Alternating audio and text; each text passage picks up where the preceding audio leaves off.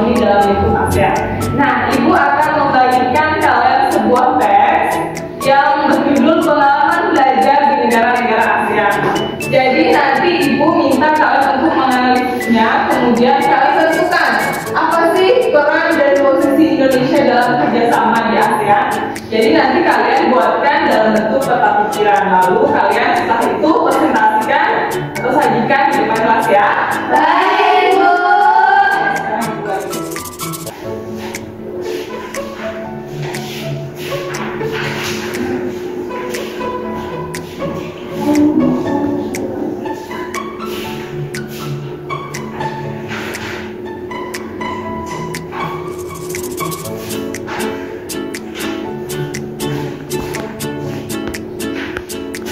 Oke, sekarang Ibu minta kalian semua untuk membaca teksnya terlebih dahulu ya. Tidak ada yang ribut. Baik, Bu. Oke, silakan. A few moments later. Oke, karena waktunya sudah selesai, untuk peta pikirannya sudah jadi? Sudah. Oke, silakan satu persatu presentasikan di depan. Baik, Bu. Siapa yang ingin maju duluan? Ya, Bu. Ya, Andi, silakan.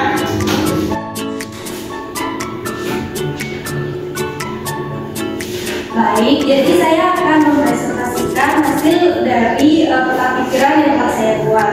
Nah, jadi peran dan posisi Indonesia di bidang ekonomi dalam lingkup ASEAN yaitu yang pertama, Indonesia meningkatkan volume ekspor produk elektronik dan pertanian. Yang kedua, Indonesia berkontribusi terhadap ekonomi pariwisata regional melalui Bali. Yang ketiga, Indonesia membantu memperlancar aliran barang di antara negara-negara ASEAN dengan menjadi bagian dari ASEAN Single Window. Yang keempat, Indonesia memimpin dalam proyek MPAC seperti pembangunan jalan, rel kereta api, dan juga jalur lintasan laut. Terima kasih. Oke, bagus ya, tepuk tangan dulu untuk Andi.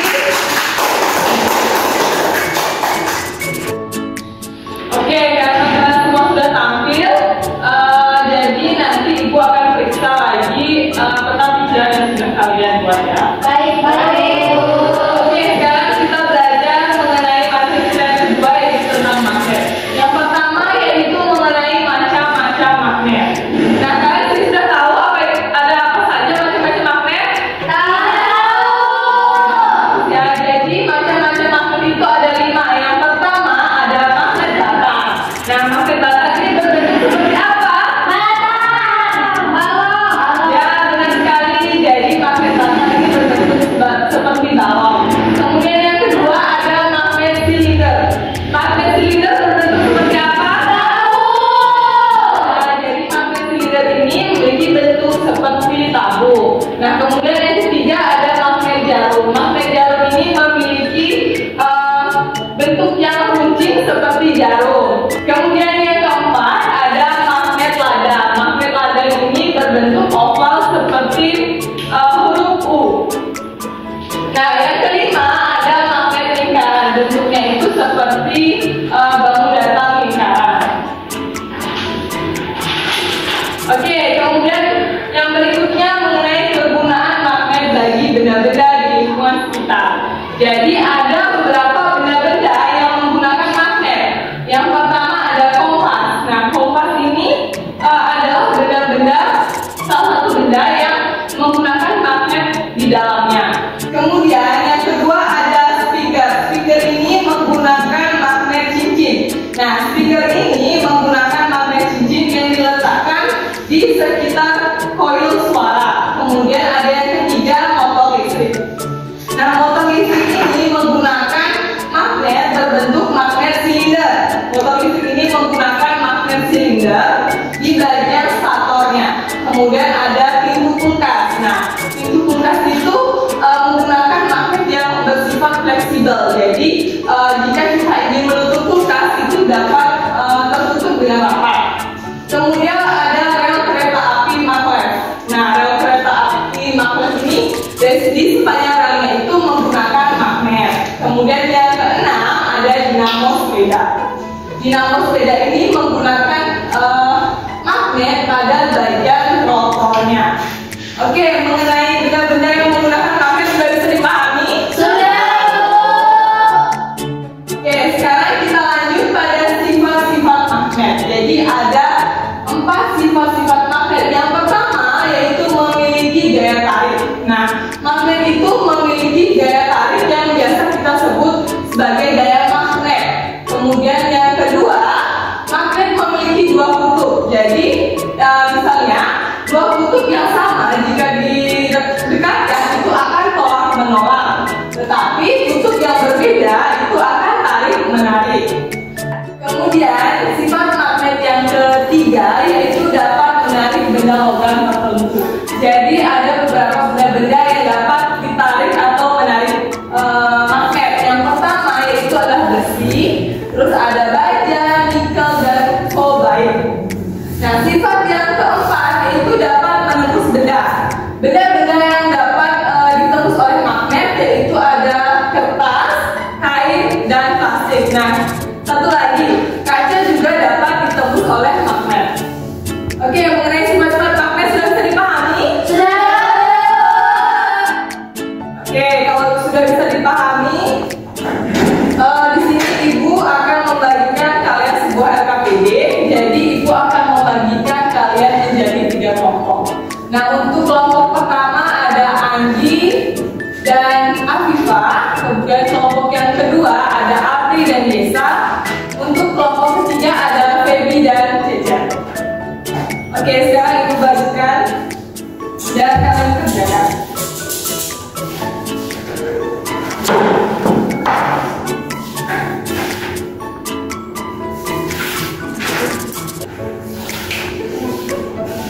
Oke, jadi di sana kalian Ibu tugaskan untuk membuat tabel yang dimana kolom pertama itu kalian tuliskan benda-benda yang menggunakan magnet, kemudian bisa kalian tentukan gambar.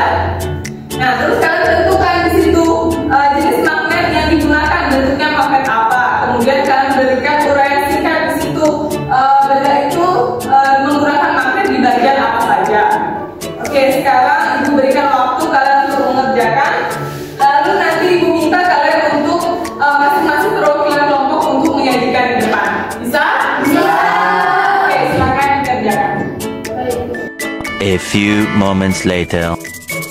Oke, waktu mengerjakan sudah selesai. Silakan setiap perwakilan kelompok dapat menyajikan di depan. Kelompok mana yang mau menyajikan duluan? Saya, Bu. Ya, kelompoknya Apri, silakan.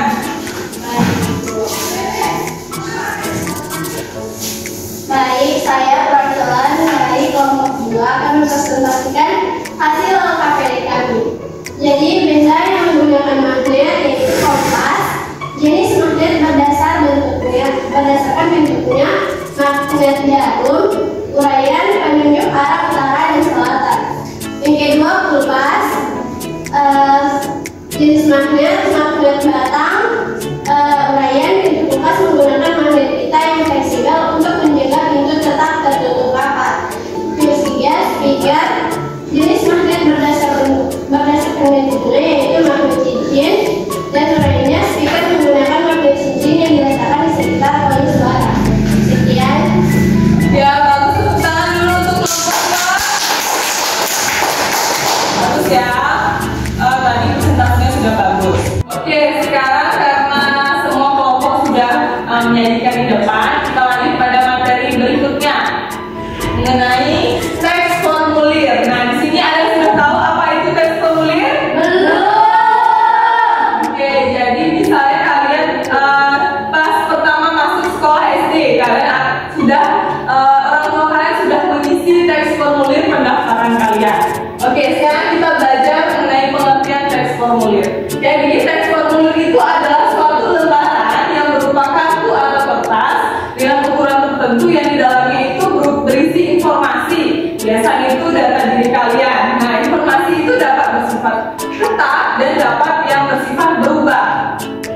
Nah, yang tetap itu biasalah nama kalian, kemudian tempat tanggal lahir. Nah, yang dapat berubah itu adalah umur kalian, karena setiap bertambahnya usia tentu keterangan umur kalian itu di situ akan berubah. Oke, kemudian berikutnya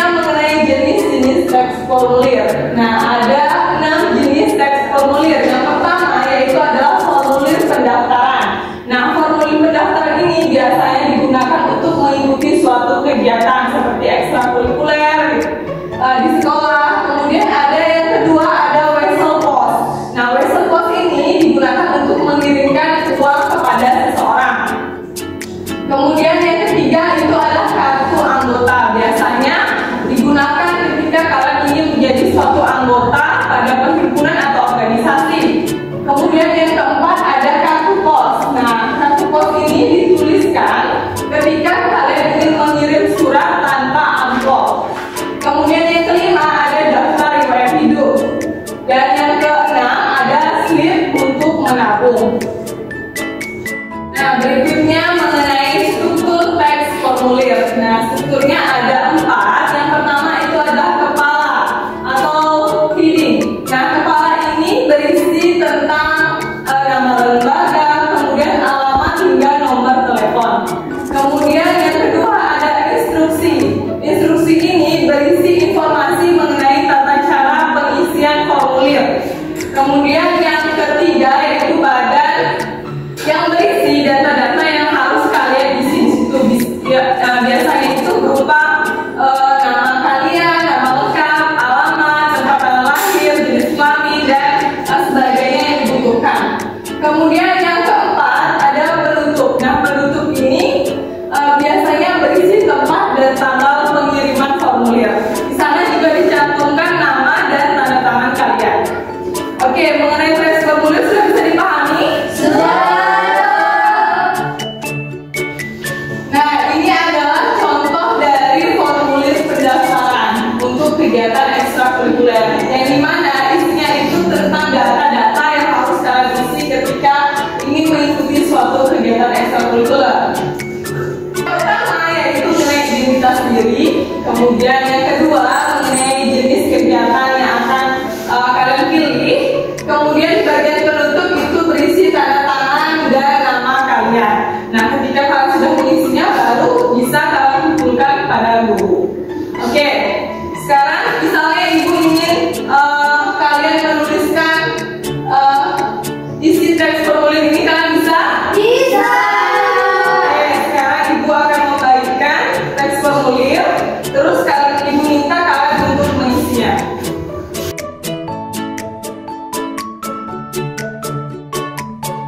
Oke, silakan kalian isi teks formulirnya, baru kalian presentasikan di depan secara mandiri satu persatu. Baik, Bu.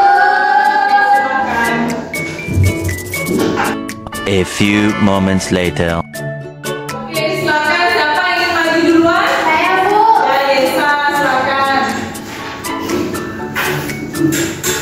Silakan Yesa. Baik, jadi di sini saya sudah mengisi formulirnya. Jadi di sini ada saya bertanda tangan di bawah ini.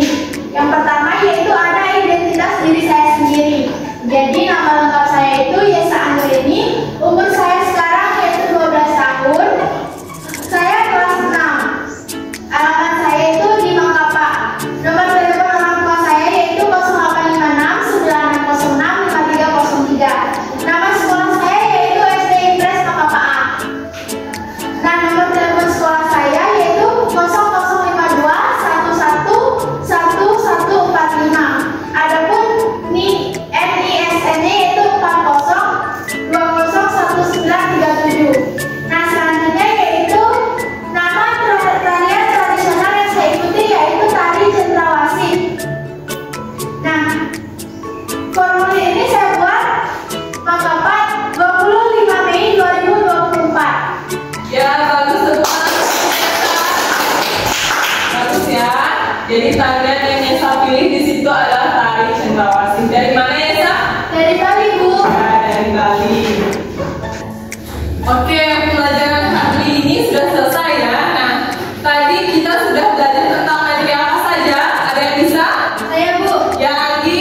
Tadi kita sudah belajar mengenai peran dan posisi Indonesia di bidang ekonomi dan kesehatan.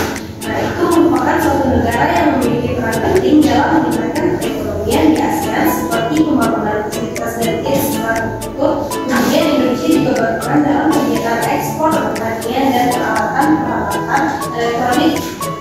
Terima kasih. Ya, benar sekali. Tepuk tangan dulu untuk Anggi.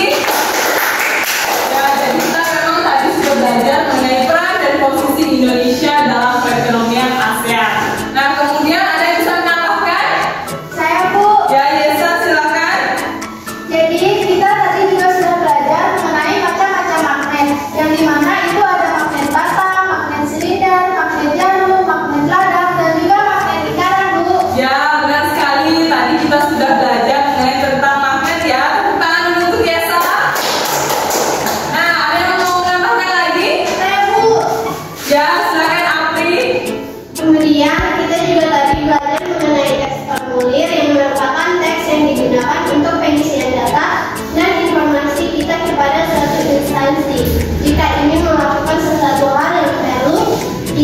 kita. Ya, benar sekali ya. Tadi kita sudah belajar mengenai teks formulir. Tepuk tangan dulu untuk Apri. Oke, bagus ya. Nah, sekarang ibu mau tanya, tadi materi apa yang paling kalian sukai? Teks formulir, Bu. Ya, teks formulir. Yesa? Tentang magnet, Bu. Ya, tentang magnet. Diva? Peran Indonesia dan ASEAN, Bu. Ya, jadi tadi kalian sudah memang belajar mengenai peran Indonesia dalam ASEAN, kemudian tentang magnet, kemudian kalian tadi belajar tentang teks formulir. Oke, untuk pembelajaran hari ini Ibu cukupkan sampai di sini. Nah, untuk pembelajaran berikutnya kita akan belajar mengenai teks reklame. Jadi Ibu harap kalian dapat belajar di rumah ya. Baik, Bu. Oke, Ibu cukupkan pembelajaran hari ini. Silakan siapa yang memimpin doa? Saya, Bu. Ya, Cecep silakan. Baik, untuk mengakhiri pembelajaran kita pada pagi hari ini, mari kita bersyukur menurut agama dan kepercayaan masing-masing. Berdoa